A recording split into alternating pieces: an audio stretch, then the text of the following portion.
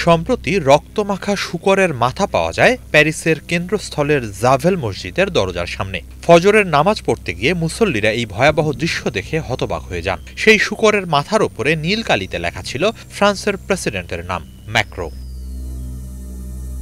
Eiffel tower থেকে মাত্র কয়েক কিলোমিটার দূরের এই মসজিদে লেবানন, আলজেরিয়া, ইরান সহ বিভিন্ন দেশের মুসলিমরা নামাজ আদায় করেন। বহু বছর ধরেই এলাকার অন্যান্য সম্প্রদায়ের সাথে শান্তিপূর্ণভাবে সহাবস্থান করে আসছেন তারা। ফলে এমন ঘটনায় হতবাক এখানকার মুসল্লিরা।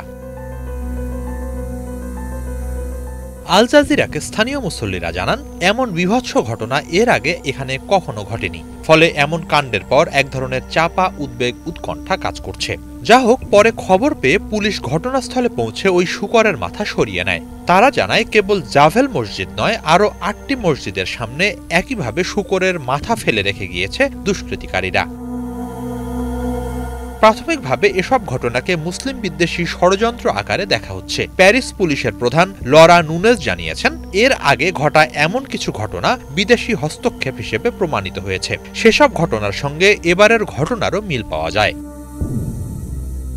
প্যারিস প্রসিকিউটরের কার্যালয়ের তথ্য অনুযায়ী সম্প্রতি সার্বিয়ান নাম্বার প্লেটের গাড়িতে আসা দুই ব্যক্তি ফ্রান্সের উত্তরাঞ্চল নরমান্ডির এক কৃষকের কাছ থেকে প্রায় 10টি শূকরের মাথা কেনেন। সিসিটিভি ফুটেজে দেখা গেছে, রাতের অন্ধকারে ওই দুই ব্যক্তি প্যারিসের ওবারকাম্প এলাকায় বিভিন্ন মসজিদের সামনে শূকরের মাথাগুলো রেখে যায়। এরপর সেদিন ভোরেই গাড়ি নিয়ে বেলজিয়ামে পালিয়ে যায় তারা। প্রসিকিউটরের কার্যালয়ের এক বিবৃতিতে জানানো হয়েছে, দুই বিদেশি নাগরিক ইচ্ছাকৃতভাবে এসব শূকরের মাথা মসজিদের সামনে রেখে সঙ্গে সঙ্গে ফ্রান্স ছেড়ে পালিয়ে যায়। তাদের উদ্দেশ্য ছিল ফ্রান্সে বিভাজন ও অশান্তি তৈরি করা।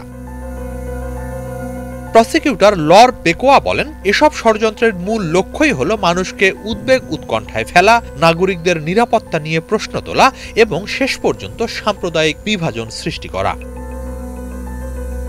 এমন এক সময় এ ঘটনা ঘটল যখন ফ্রান্সে মুসলিম বিদ্বেষজনিত অপরাধ বাড়ছে। চলতি বছরের প্রথম 5 মাসে ফ্রান্সে 145টি ইসলাম বিদ্বেষী ঘটনা নথিভুক্ত হয়েছে, যা গত বছরের একই সময়ের তুলনায় 75%-এরও বেশি। এসবের মধ্যে অগ্নিসংযোগের চেষ্টা, হুমকি, এমনকি হত্যাকাণ্ডও আছে। ফরাসি দৈনিক লিবেরাসিওর সাম্প্রতিক এক জরিপে দেখা গেছে, গত 5 বছরের মধ্যে ফ্রান্সে প্রতি 3 জন মুসলিমের মধ্যে 2 জনই বর্ণবাদী আচরণের শিকার হয়েছেন। হিজল জুবায়ের, বাংলা ভিশন।